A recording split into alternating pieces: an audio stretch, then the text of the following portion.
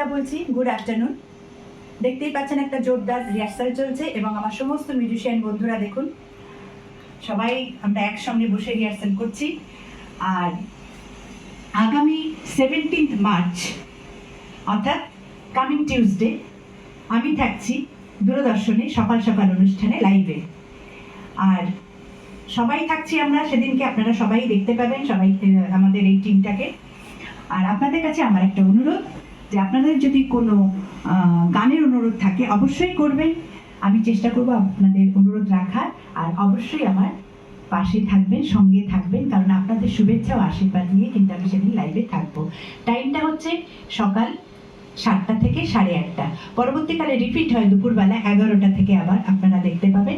আবার রাত্রেও 11টা থেকে রিপিট হয়, রিপিটও আপনারা দেখতে পাবেন। ওকে।